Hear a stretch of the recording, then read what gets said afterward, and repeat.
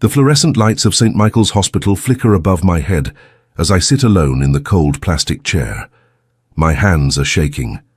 My phone has been silent for 3 hours. 3 hours since I called my husband. 3 hours since I begged my mother-in-law to come. 3 hours since I texted my own parents, my sister, anyone who might care that I am here, waiting for test results that could change everything. The waiting room smells of antiseptic and fear. A woman across from me clutches her rosary, her lips moving in silent prayer. A man paces near the window, his shoes squeaking against the linoleum floor. And I sit here, alone, watching the clock tick away the minutes of my life. My name is Clara Bennett. I am 32 years old. I have been married for 7 years, and tonight I learned that my body has betrayed me in a way I never expected. The doctor's words still echo in my mind, clinical and cold. Kidney failure. Stage 4. Dialysis 3 times a week until a donor is found. The numbers swim in my head like fish in murky water. Creatinine levels, GFR percentages, survival rates. I do not understand all of it, but I understand enough. Without a kidney, I will die. It is not a question of if, it is a question of when. I check my phone again. Nothing. Not a single message. Not a single missed call. Daniel, my husband, is probably at the office. He always says his work is important. More important than dinner together. More important than our anniversary last month. More important, apparently, than his wife facing a death sentence in a cold hospital room. I try calling him again.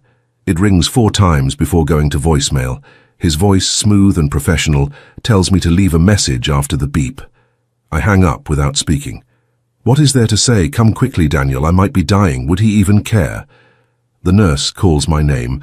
I stand on trembling legs and follow her down a corridor that seems to stretch forever. The walls are painted a pale green, the color of seasickness. My reflection in the glass windows shows a woman I barely recognize. Dark circles under her eyes, pale skin, hair that has not been washed in 2 days. When did I become this person? When did I stop taking care of myself? The answer is simple. I stopped when Daniel stopped noticing. I stopped when his family made it clear I would never be good enough. I stopped when the loneliness became so heavy that getting out of bed felt like lifting a mountain. The doctor's office is small and cluttered. Dr. Ramirez sits behind her desk, her glasses perched on her nose, her expression carefully neutral. She has done this before, I realize, delivered bad news to people who thought their lives were ordinary. She gestures for me to sit, and I sink into the chair like a stone dropping into water. She explains everything again, slowly, carefully, as if I am a child who needs the words broken into smaller pieces. My kidneys are failing. The damage is irreversible. I will need a transplant to survive. Without one, I have perhaps 2 years, maybe 3 if I am lucky. The dialysis will keep me alive, but it is not a solution. It is a bandage on a wound that will never heal. I ask about donors. She tells me that family members are usually the best match. A sibling, a parent, a spouse. The word hangs in the air like smoke. A spouse. Daniel could save my life, if he wanted to, if he cared enough to offer a piece of himself to keep me alive. But, even as the thought forms, I know it is foolish. Daniel has not offered me kindness in years. Why would he offer me a kidney? I leave the hospital at 11 o'clock at night. The parking lot is nearly empty. My car sits alone under a flickering streetlight, looking as abandoned as I feel.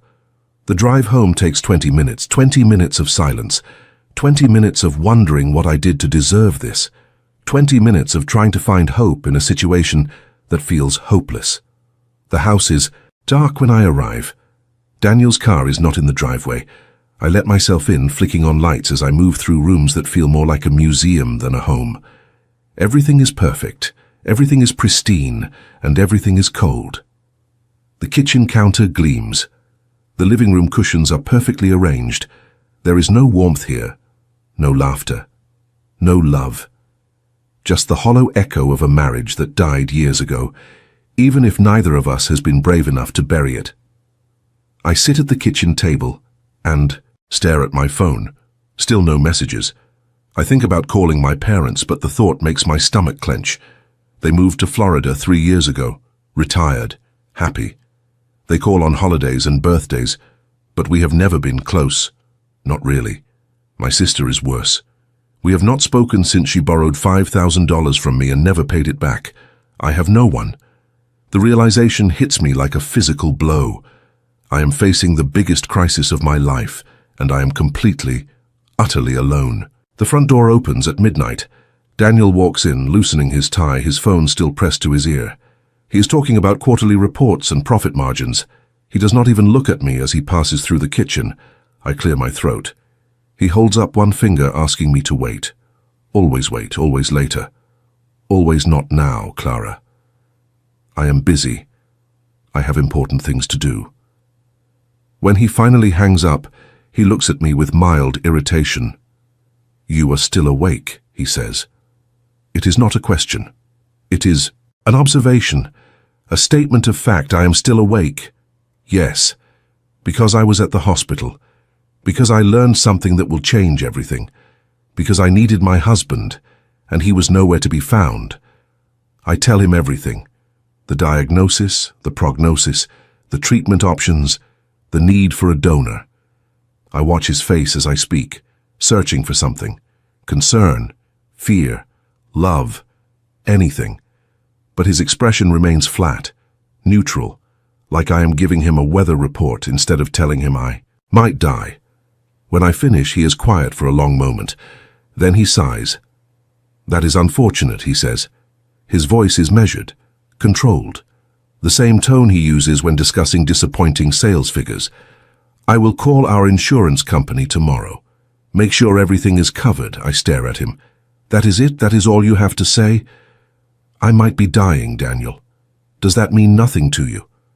He looks at me then, really looks at me. And what I see in his eyes is not love. It is not concern. It is annoyance. Clara, he says, his voice taking on that patronizing tone I have grown to hate. You are being dramatic. People live with kidney problems all the time. You will be fine. Fine. I will be fine. As if fine is enough. As if fine is what I deserve. I think about the years I have spent trying to be the perfect wife, the dinners I cooked that went uneaten, the events I attended where he ignored me, the nights I lay awake, wondering why I was not enough. And now, facing the possibility of death, I am still not enough. I will never be enough for this man. The next few days blur together. I start dialysis. 3 times a week I sit in a chair while a machine does the work my kidneys cannot. The other patients become familiar faces. Mrs. Martinez, who crochets blankets for her grandchildren. Mr. Thompson, who tells jokes that are never quite funny. Young Sarah, who is only 19 and already on her 2nd year of treatment. We do not talk about hope. We do not talk about the future. We talk about television shows and recipes and anything that makes us forget, even for a moment, that our bodies are failing us. Daniel does not visit. He sends a bouquet of flowers once, yellow roses, my least favorite. The card says, "Get well soon," in someone else's handwriting. His assistant, probably. I throw them in the trash. His mother calls, not to offer support, but to remind me that illness is no excuse for neglecting my household duties. She speaks of her own health problems, of her sacrifices, of how Daniel deserves a wife who can keep up with his demanding lifestyle. I listen in silence, the phone pressed against my ear, and I think about what it would feel like to hang up, to never speak to this woman again, to walk away from this family that has never wanted me. The testing begins, blood draws, tissue typing, compatibility assessments. The doctors need to find a match. They start with Daniel. He agrees to be tested, but his reluctance is obvious. He complains about the time it takes, the inconvenience, the needle marks on his arm. When the results come back, he is a perfect match. His kidney could save my life. The doctor delivers the news with a smile, as if it is good news, as if this changes anything. I watch Daniel's face when the doctor tells him. I see the flicker of something in his eyes, not determination, not love, fear. He is afraid, not of the surgery, not of the recovery. He is afraid of losing something, a part of himself, a piece of his precious body. He does not want to give me anything.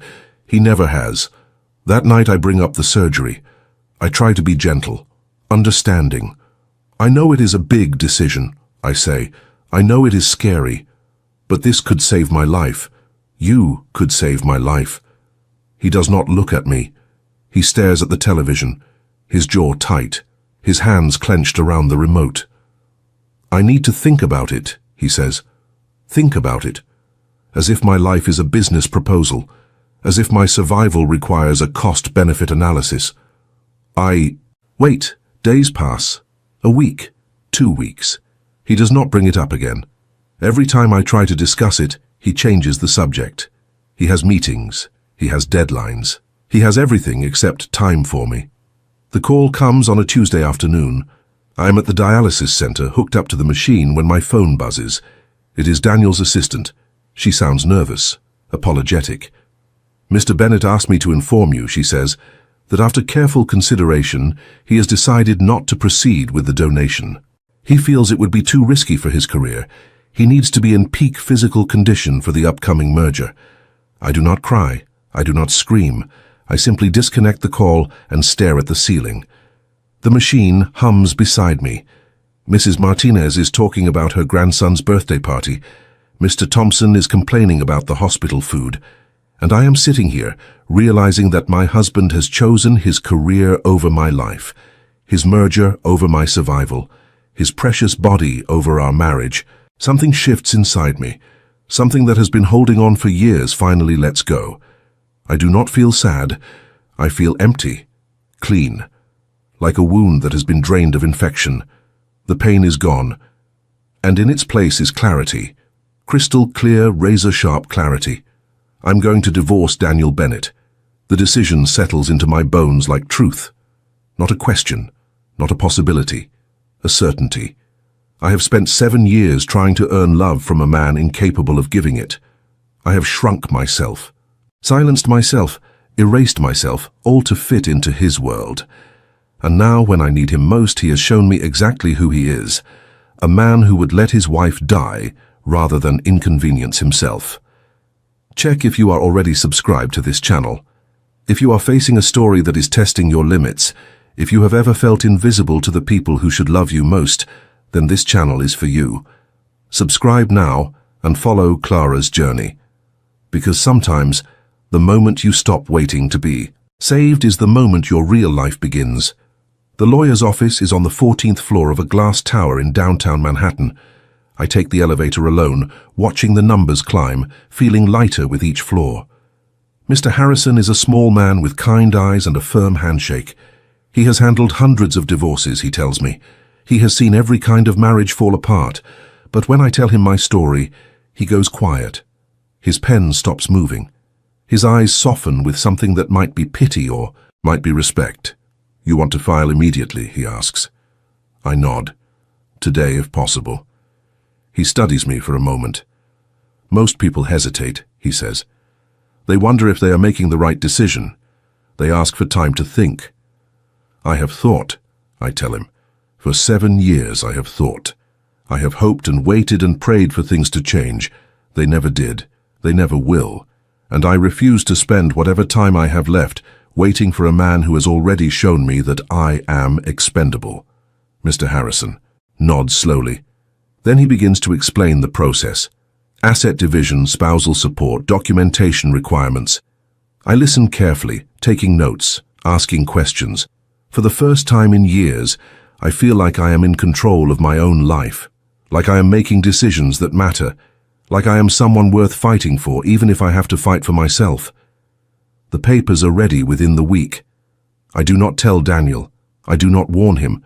I simply arrange for a process server to deliver the documents to his office on a Friday afternoon. Let him find out in front of his colleagues. Let him feel a fraction of the humiliation I have felt for years. Let him understand that his wife is not as weak as he thought. I imagine his face when he opens the envelope.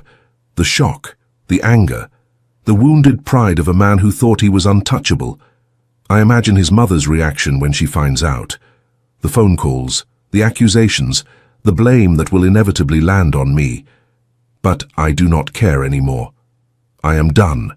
Performing for an audience that never appreciated the show? The hospital calls that same Friday.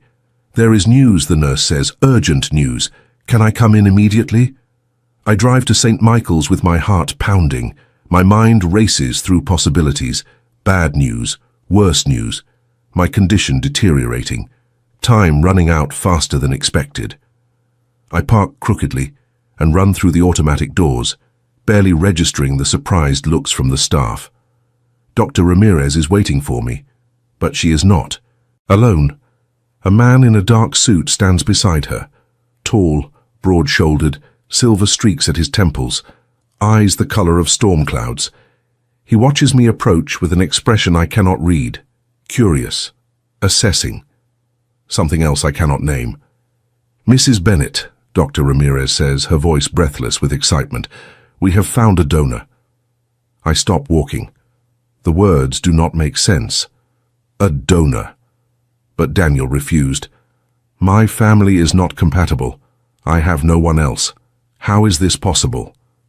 The man in the dark suit steps forward.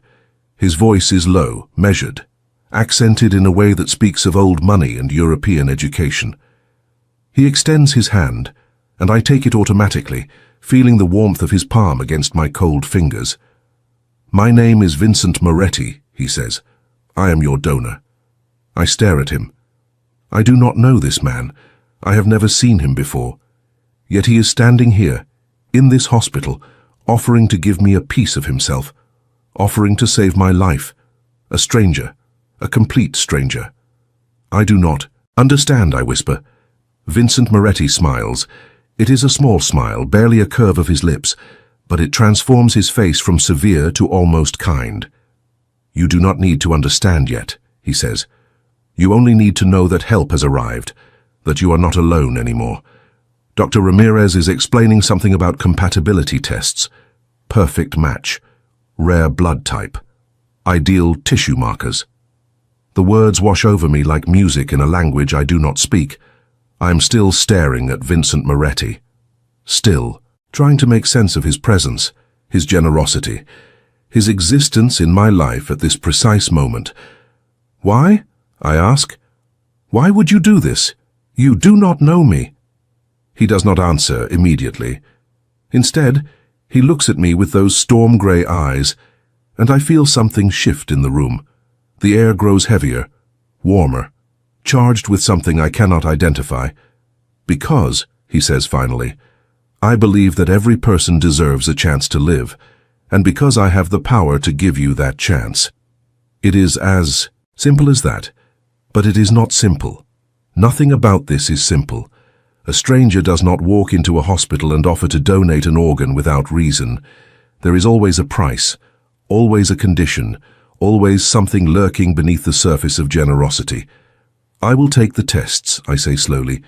If you are truly compatible, if this is truly possible, then I will accept. But I need to understand who you are. I need to know why you are doing this. Vincent Moretti nods. Fair enough, he says. We have time. Let the doctors do their work. Let the tests confirm what I already know. And then, Clara Bennett, I will tell you everything. He knows my name. Of course he does. The hospital must have told him. But hearing it from his lips feels different. Intimate. Like he has been saying it in his mind for longer than today. The tests take 3 days. 3 days of blood draws and imaging and consultations. 3 days of Vincent Moretti appearing at the hospital in his dark suits, his expression unreadable, his presence both comforting and unsettling. He does not push, he does not demand. He simply shows up, waits, watches me with those grey eyes as if I am a puzzle he is trying to solve. On the 3rd day, the results come back. Dr. Ramirez can barely contain her excitement. It is a perfect match, she tells me. Better than perfect. Your bodies are incredibly compatible. The surgery can proceed as soon as you are ready. I look at Vincent. He stands by the window, silhouetted against the afternoon light. He does not smile, he does not celebrate. He simply nods as if this outcome was never in doubt.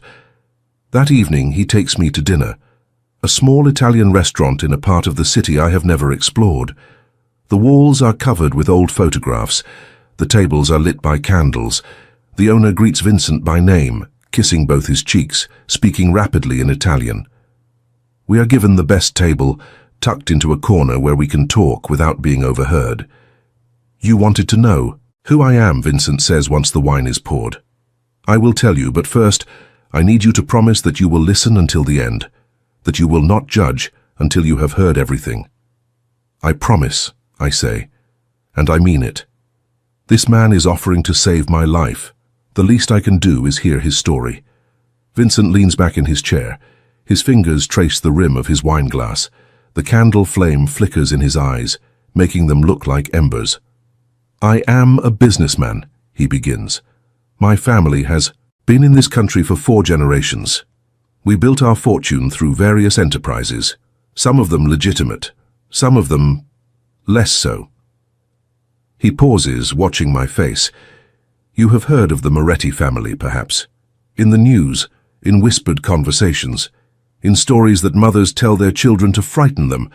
The name triggers something in my memory. Headlines, investigations, rumors of organized crime, of power that exists outside the law, of men who control empires from the shadows. You are in the Mafia," I say. "It is not a question." Vincent's smile is rueful. "Such an old-fashioned word," he says. "But yes, my family has operated outside the boundaries of legal business for generations. We have done things that I am not proud of, things that haunt me still.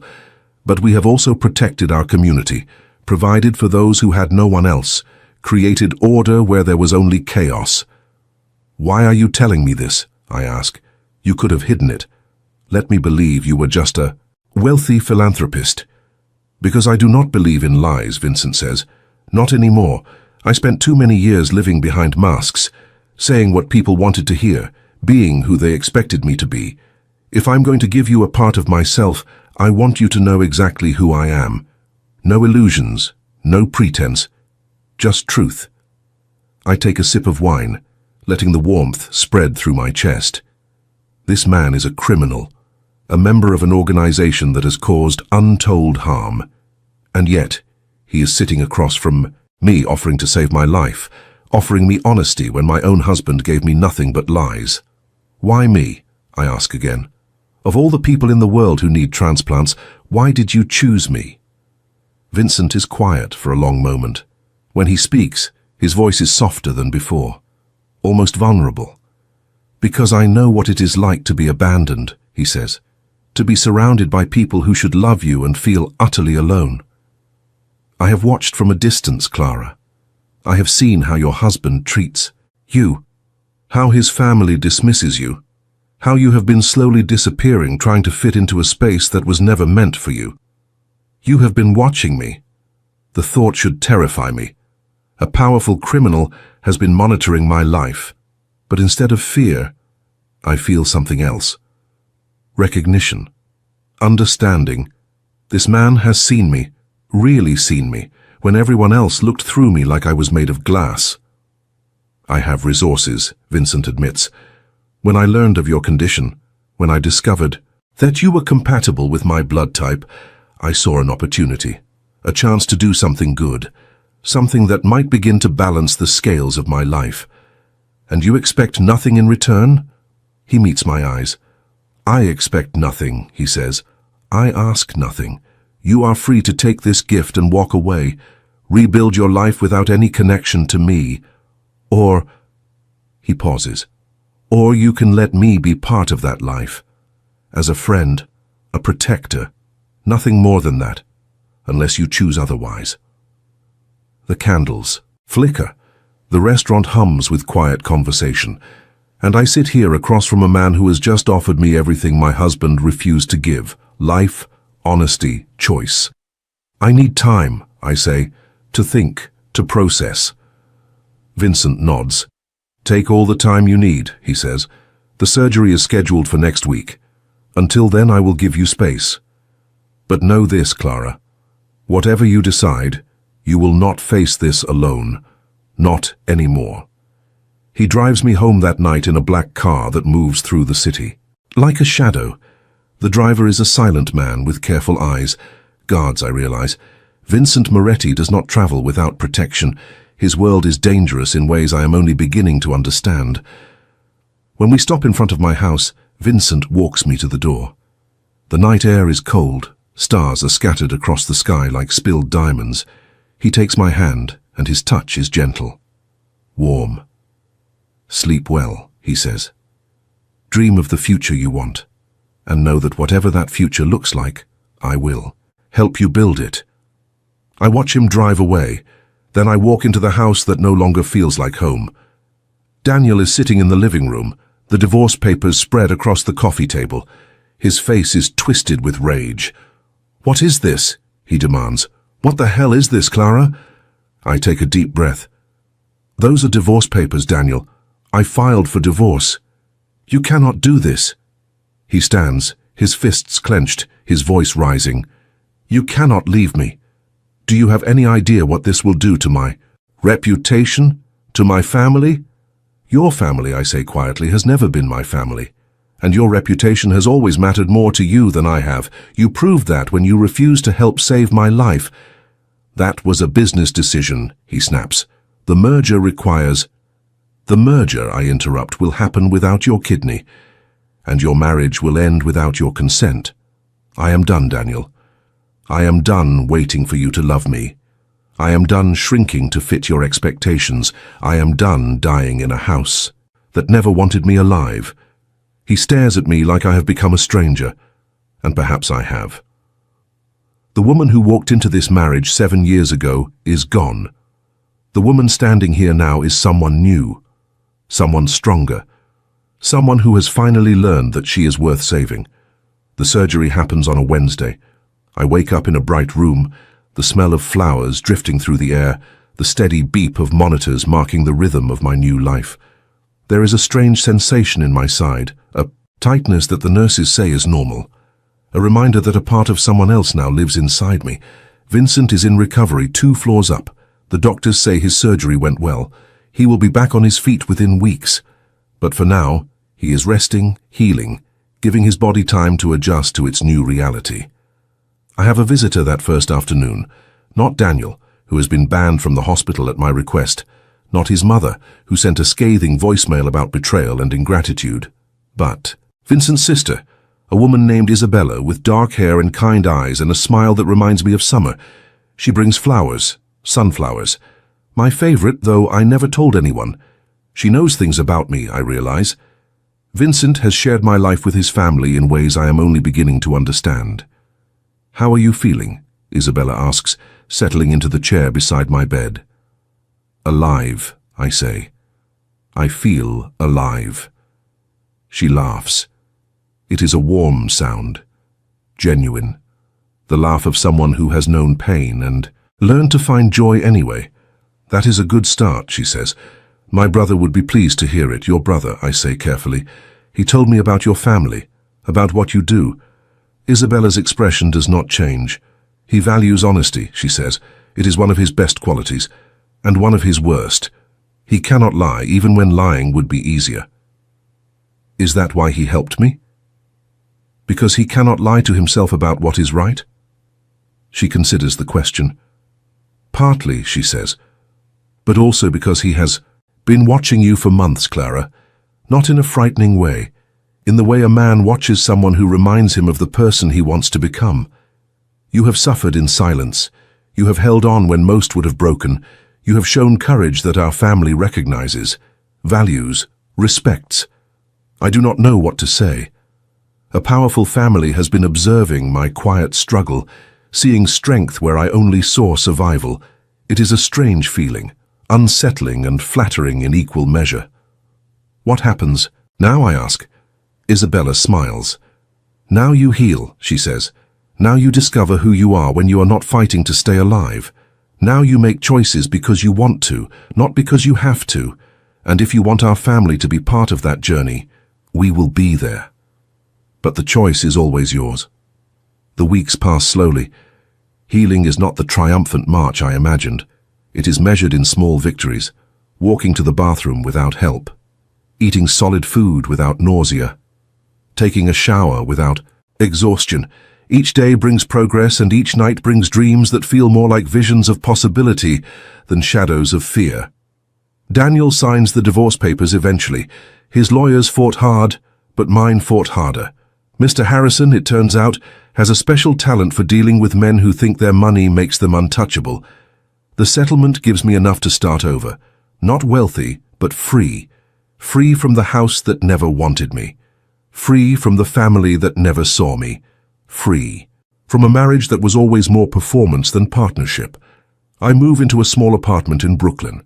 It has hardwood floors and big windows, and a view of a park where children play on sunny afternoons. I hang sunflowers in the kitchen. I paint the bedroom walls a soft blue. I create a space that feels like me for the first time in years. Vincent visits on the first day. He brings a bottle of wine and a small painting of the Italian coast. For your walls, he says. Something beautiful too. Look at when the days feel long. We sit on my new couch, surrounded by boxes that still need unpacking, and we talk. Not about his family or my divorce or the surgery that saved my life. We talk about books and movies and places we want to visit. We talk about childhood memories and embarrassing moments and the dreams we had before life taught us to be realistic. He is different than I expected. Quieter. More thoughtful. There is violence in his past, I know. Decisions that cannot be undone. But there is also this. A man who listens when I speak. A man who asks questions and actually wants the answers. A man who looks at me like I am already whole, not a project to be fixed. If you want this to be, he says that first evening, that sentence the commenter knows this story needs something. Comment now with the phrase, if I were Clara, I would do the same thing. Take a moment. Leave that comment. Show that you understand what it means to choose yourself when everyone else has chosen to. Leave. Spring arrives with unexpected warmth. The park outside my window fills with flowers. I start physical therapy to rebuild the strength I lost during months of illness. I find a job at a small non-profit, helping families navigate the healthcare system. It does not pay much, but it gives me purpose. Meaning. A reason to wake up every morning that has nothing to do with anyone but myself. Vincent becomes a fixture in my new life. Not overwhelming, not demanding, just present. He appears on Saturday mornings with croissants from a bakery in his neighborhood. He takes me to concerts and museums and restaurants I never knew existed. He introduces me to his world gradually, carefully, always giving me the option to step back. His family accepts me with a warmth I have never known. Isabella becomes my closest friend, calling me every evening to check in, dragging me to yoga classes and wine tastings and long walks through the city. Their mother, a formidable woman named Rosa, teaches me to cook authentic Italian dishes, sharing recipes that have been in the family for generations. Even his brothers, men who carry themselves with dangerous grace, treat me with respect that feels earned, not expected. But there are also shadows, moments when Vincent's phone rings and his expression hardens, nights when he disappears without explanation and returns with exhaustion carved into his face. I know what he does. I know that his power comes at a cost, and I struggle with what it means to care for a man whose world operates by rules I cannot fully understand. One evening, 3 months after my surgery, I ask him directly. How do you reconcile it? I say. The person you are with me and the person you are in that other world. We are sitting on the roof of his building, watching the sunset paint the city in shades of gold and orange. Vincent is quiet for a long time. When he speaks, his voice carries the weight of years. I do not reconcile it, he admits. I hold both truths at the same time. I'm a man who has done terrible things, and I'm a man who wants to do better, who wants to build something that will outlast the violence, who wants to be worthy of the trust you have placed in me. And if you cannot be both, I ask, if one day you have to choose? He turns to look at me. His eyes are serious, intense. Then I will choose you, he says, without hesitation. I have spent my life building an empire, but empires crumble. What lasts is connection, love, the people we choose, to stand beside when the world is falling apart. I do not know what to say, so I do not say anything. I simply lean against his shoulder and watch the sky darken into night. The city sprawls beneath us, millions of lives unfolding in apartments and offices and streets we will never see. And I think about how strange life is, how the worst thing that ever happened to me led me here, to this rooftop, to this man, to this moment of peace that I never thought I would find. The past does not disappear. Daniel remarries within 6 months, a younger woman from his office who his mother approves of instantly. I see the announcement on social media and feel nothing. No anger, no regret. Just a distant recognition that I once wanted his approval more than I wanted my own happiness. My own family reaches out eventually. My parents call, awkward and apologetic, admitting that they should have been there when I needed them. We begin to rebuild, slowly, carefully. Sunday phone calls that last a little longer each week, a visit planned for the holidays. It is not the closeness I longed for as a child, but it is something, a start. My sister remains distant. Some wounds take longer to heal. Some relationships cannot be fixed with phone calls and good intentions. I accept this truth with a grace I never knew I possessed.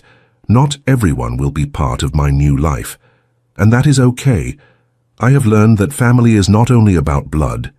It is about choice, about showing up, about earning. Trust through action, not obligation. A year passes, then 2. I grow stronger every day. My health stabilizes. My work expands. I open a small clinic in Brooklyn, helping underserved communities access the healthcare they deserve. Vincent funds the venture but never interferes. He trusts my vision, respects my independence, loves me in ways that do not require my surrender. We do not rush toward commitment. There is no proposal in the first year, no wedding planned in the second. We build something different, a partnership based on honesty and patience and the understanding that we have both been broken by people who claim to love us. We learn each other's rhythms. We fight sometimes, usually about boundaries or his tendency to protect me from problems I want to face myself. We make up, we grow, but the shadows of his world do not disappear.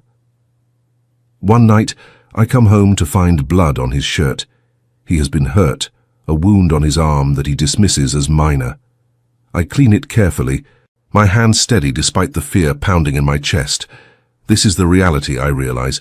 Loving Vincent means accepting that danger will always be close, that there will be nights like this, choices I cannot control.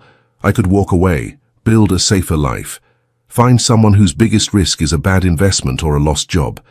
But I have lived that life. I have been safe and invisible, and slowly dying inside a house that should have been a home. I choose this instead.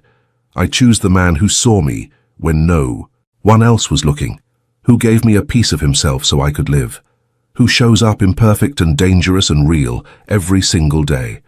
The wedding, when it finally happens, is small and quiet. A ceremony in a garden behind Rosa's house, surrounded by flowers that bloom like hope. Isabella is my maid of honor. Vincent's brother Marco serves as best man. There are no crowds, no spectacle, no performance for people who do not matter. Just the two of us, promising to choose each other, again and again for as long as we have. I wear a simple white dress that flows in the summer breeze.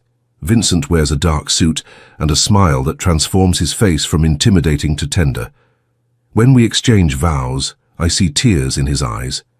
This man who controls empires, who makes powerful people tremble, weeps quietly as I promise to stand beside him through whatever comes.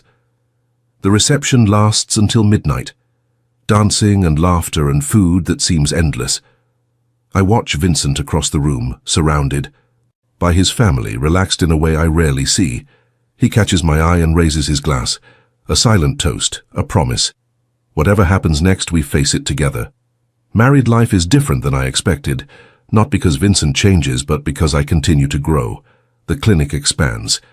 We hire more staff, open a second location, start a foundation to help families afford the care they need. I throw myself into the work, finding purpose that has nothing to do with pleasing anyone but myself. Vincent supports every venture. He attends fundraisers in his impeccable suits, charming donors with a smile that hides the steel beneath. He connects me with resources I could never access alone. But he never tries to take over, never suggests that my work is less important than his. He understands, perhaps better than anyone, what it means to build something that matters. We talk sometimes about having children. The idea both excites and terrifies me. My body has been through so much. The doctors say it is possible but risky. Vincent is patient as always. No pressure, he says. We decide together. If children are meant for us, we will find them. Through any path that opens. The path opens sooner than expected, not through pregnancy, but through tragedy. Isabella calls one morning, her voice breaking with grief. A family in our community, people connected to the organization, has been torn apart by violence. A father lost, a mother barely surviving, and 3 children, alone and terrified, with nowhere to go. We take them in that same night.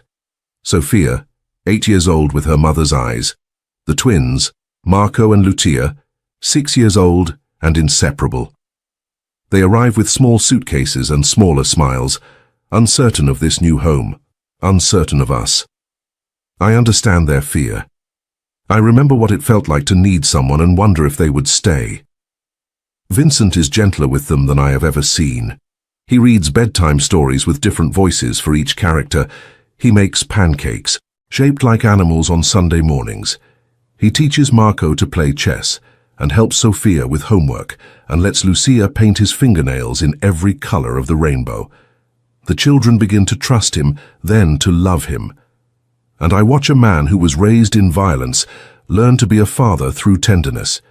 The adoption process takes years, legal complications, background checks that require creative navigation, bureaucratic obstacles that test our patience daily. But we persist. We fight for these children with the same determination that has defined both our lives. And finally, on a spring day much like the one when I first met Vincent, the judge signs the papers. Sophia, Marco, and Lucia become Moretti's. They become ours. I stand in the courtroom, holding Vincent's hand, watching our children receive their new names, and I think about how far we have traveled. From a hospital room where I thought I would die alone to this moment of radical belonging. From a marriage that tried to erase me to a family that sees me clearly. From desperation to something that feels like grace. The road was not straight. There were detours and dead ends and moments when I wanted to give up. But I kept moving, kept choosing, kept believing that somewhere ahead there was a life worth living. And now I am here, surrounded by love, anchored by purpose, home at last. Vincent and I stand on the courthouse steps, our children between us, the future spreading out like a map with no edges. Sophia looks up at me with those serious eyes. "Are we really a family now?" she asks. I kneel down so our faces are level. "We were always a family," I tell her. "The papers just make it official." She considers this for a moment. Then she smiles, bright and sudden, like sunshine breaking through clouds. "Okay," she says. "Can we get ice cream?" Vincent laughs. The sound fills the air like music. "Ice cream for everyone," he says, lifting Marco onto his shoulders while Lucia grabs his free hand. My wife insists on it. My wife. The words still feel new, even after all this time. I take Sophia's hand and follow my family down the steps, into the city, into the life we have built together. If you have watched this far, it is because you liked this story. Leave a comment saying I have watched this far so I can get to know you and see who really enjoys the stories here on the channel. Your engagement means everything. Every comment, every view, every moment you spend here helps build something meaningful. And if this story touched your heart, please give it a like and share it with someone who needs to hear that their life can change, that the worst moments can lead to the best chapters, that it is never too late to choose yourself. The evening settles soft around our home, a house that we chose together, with rooms that echo with laughter and footsteps and all the small sounds of a family learning to love each other. I stand at the kitchen window, watching Vincent teach the twins to kick a soccer ball in the backyard. Sophia sits at the table behind me, doing homework, asking questions about history and science and why the sky is blue. This is my life now. Not the one I planned, not the one I thought I deserved, but the one I built, piece by piece, from the rubble of everything that fell apart. Rosa visits every Sunday. She cooks enough food for an army and insists that the children need more pasta in their lives. Isabella comes too, with her husband and their baby, and the house fills with noise and chaos, and the particular joy that only comes from being surrounded by people who show up, who stay. The clinic continues to grow. We serve thousands of families now, people who arrive desperate and leave with hope. I work long hours, driven by the memory of sitting alone in that hospital waiting room, terrified and invisible. No one should feel that way, I decided. No one should face their darkest moments without someone to hold their hand. Vincent's business has changed too, the E. Organization still exists, still wields power in ways that make me uncomfortable sometimes, but he has pushed toward legitimacy, investing in legal enterprises, distancing himself from the operations that once defined his family. It is slow work, dangerous work. There are people who do not want things to change, but he is patient, relentless, committed to building something that our children can be proud of. We fight sometimes. Marriage is not the smooth road that movies promise. There are disagreements about work and parenting and how much danger is acceptable. There are nights when I lie awake, worrying about threats I cannot see.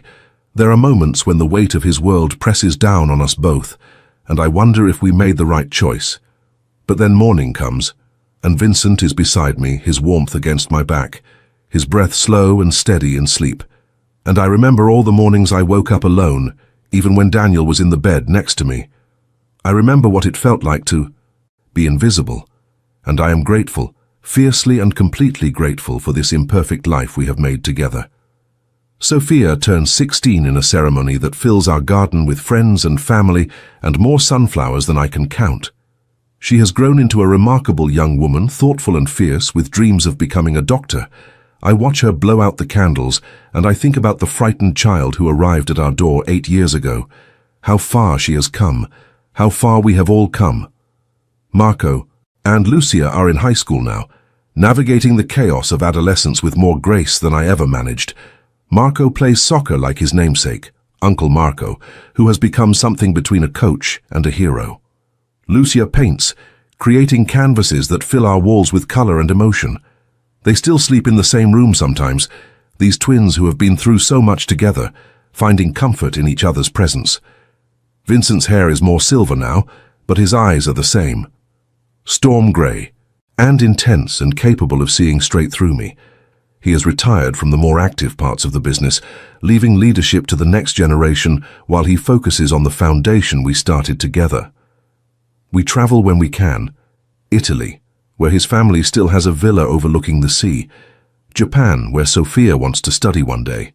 Small towns and big cities and all the places we dreamed of visiting during those early days on the couch. I think sometimes about the woman I used to be. The one who sat in that hospital waiting room, alone and afraid, her phone silent, her heart breaking. She seems like a stranger now.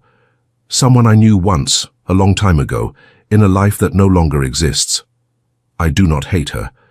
I feel compassion for her. She did the best she could with what she knew. She held on when holding on seemed impossible. She survived day after day, even when survival felt like failure. And eventually, she found the courage to let go, to file those papers, to walk away from a life that was killing her slowly, to open herself to the possibility that something better was waiting. That courage did not come from nowhere. It grew in the darkness, in the loneliness, in the silence of all those nights spent wondering why she was not enough. It grew because she refused to give up, even when giving up would have been easier, even when everyone around her had already given up on her. And then Vincent appeared, a stranger who was not supposed to exist in her world, a man whose Past would have terrified her if she had known it sooner, but also a man who saw her, who chose her, who gave her a chance to live when the person who promised to love her forever decided she was not worth the inconvenience. That is the thing about second chances. They rarely look the way you expect. They come wrapped in darkness, in danger, in everything you have been taught to fear. They ask you to trust when trust has betrayed you. They ask you to hope when hope feels naive. They ask you to love when love has left you broken. But if you are brave enough to reach for them, if you are strong enough to hold on, they can transform your life in ways you never imagined. They can turn a woman who was dying into a woman who has never felt more alive. They can turn loneliness into belonging, despair into joy, fear into freedom. I stand on the back porch now, watching the sunset paint the sky in colors that seem chosen just for this moment. Vincent is beside me, his hand in mine, our fingers intertwined. The children are inside, their voices rising and falling in the rhythm of ordinary life, and I am filled with gratitude so profound it feels like prayer. This is not the ending I expected. It is better, more complicated, more real, and it belongs to me, to us, to the family we chose to build from the wreckage of everything we lost. After ignored by family at the hospital, I filed for divorce, not knowing that the stranger who gave me a kidney would give me so much more, not knowing that the worst day of my life would lead to the best years, not knowing that letting go of the people who should have loved me would create space for the people who actually do. The night is coming now, soft and gentle, bringing stars that I used to wish upon. I do not wish anymore. I live, I love, I trust the life I have built.